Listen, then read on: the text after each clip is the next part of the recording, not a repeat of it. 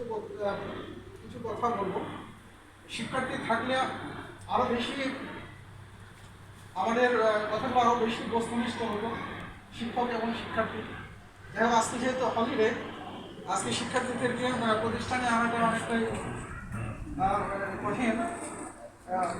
তো আমি বলবো, আমরা যারা শিক্ষকতার সঙ্গে যারা আমরা মনে প্রাণে এবং মননে কী করি, ধারণ করি, তাদের উদ্দেশ্যে বলবো যে আমরা শুধু শিক্ষাদানই নয়, আমাদের কাজ হলো শিক্ষার্থীদের পরামর্শ দেওয়া। শিক্ষার্থীদের সফলতায় যেমন ওদের পাশে আমরা থাকি, তেমনি কি শিক্ষার্থীদের ব্যর্থতায়ও আমাদেরকে পাশে থাকতে হবে, তাদেরকে উৎসাহ দিতে হবে। ওই জন্য আমাদের সবসময় কীরকম হতে হবে, শিক্ষার্থী বান্ধব। আমাদের প্রতিষ্ঠান যেমন শিক্ষার্থী বান্ধব হবে, স্টুডেন্ট ফ্রেন্ডলি, তেমনি আমরা শিক্ষকবৃন্দকেও কী হতে হবে, শিক্ষার্থী বান্ধব হতে হবে। শিক্ষার্থীদের সকল বিষয়ে আমাদেরকে আন্তরিক হতে হবে, ঠিক কিনা? এর কোনো বিকল্প নেই। আমরা একজন শিক্ষার্থীকে যখন উৎসাহ দেব,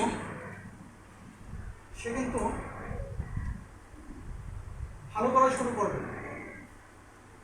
উৎসাহই কিন্তু একজন শিক্ষার্থীদেরকে এগিয়ে নিয়ে যাবে। একজন পিছনের শিক্ষার্থী যে সবসময় পিছনে বসে, আমরা জানি না যে সে শিক্ষা জীবনের তার ব্যক্তি জীবনে সে কখন সফল হবে।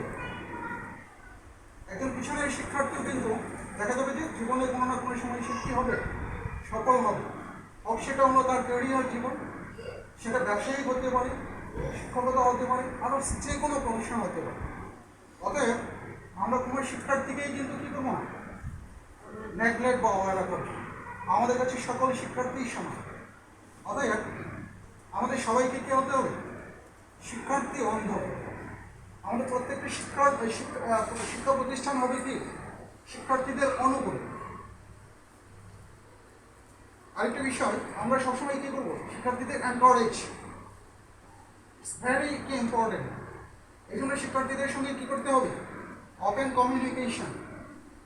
একজন শিক্ষার্থী যখন তার মনের কথাটা একজন শিক্ষক আমার স্যারদেরকে ম্যাডামদেরকে বলতে পারবে, তখনই মনে হবে কি ওই শিক্ষার্থী আমার স্যার বা ম্যাডামদেরকে কী করে, ফোন করে।